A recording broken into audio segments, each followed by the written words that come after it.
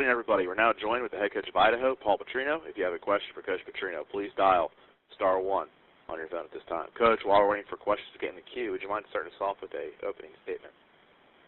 Well, it was just, our guys were all excited and ready to play the first game, and it was disappointing that we didn't get to play, but we're very, very excited to get our first conference opener at Monroe, and it's going to be a fun week.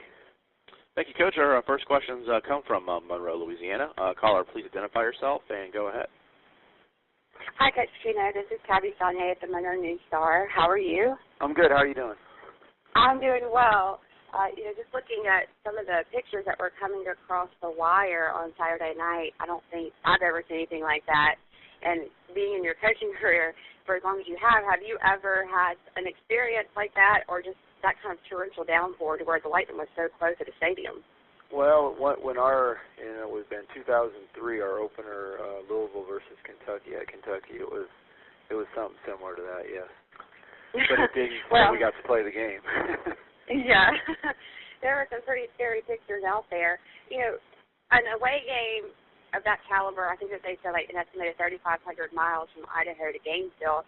How much of a toll does that take on your team, just in the plane for that long and not having any sort of adrenaline to feed off of from a game? And how does that alter your schedule for this week?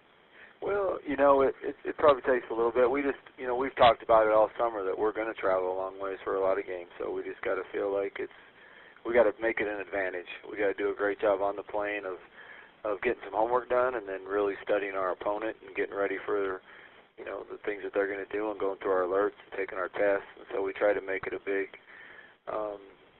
get better on football and get better in school session and try not to worry about it so much.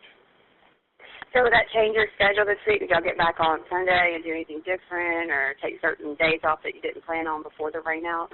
Well, unfortunately, we have to take a couple of days off anyway because of the stuff that happened with the APR. So we definitely need to use all the time we're getting.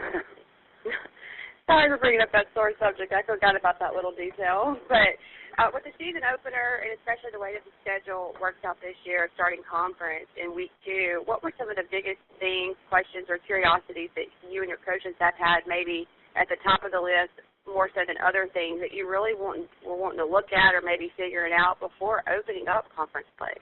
Yeah, we just wanted to get a bunch of experience. We have a lot of guys that it was going to be their first Division I game with our, we got some true freshmen that we're going to play. We got some junior college transfers. So, a lot of times they say you make your biggest improvement between game 1 and game 2, but we're going to have to make it between canceled game 1 and game 2. Yeah, and speaking of the freshmen and JUCO guys, this will be the second week in a row that ULM faces a quarterback that they don't really have any film on. They'll have to go back and dig up his high school tape like they did for Wolford at Wake Forest. But what can you tell us about the redshirt guy who has been there a year and fought his butt off to take over that number 1 spot? I think he's a good player, and both quarterbacks are going to play, so they better pick up tape for both of them. But Chad played last year, so his will be a little easier. And I think Matt's knows football real well. He understands it. His dad's been a coach. He's been around it forever, and I think he's going to be a good player for us. Yeah, and last question for you. Obviously, you do have the one benefit of not playing on week 1, but having tape of your opponent and ULM from last week. Just looking at them early into the week, what are some things that really jump out at you? No, their defense played real well. I mean, you don't. With all the years of coaching, I don't remember too many games where an opponent only had 5 first downs. So they did.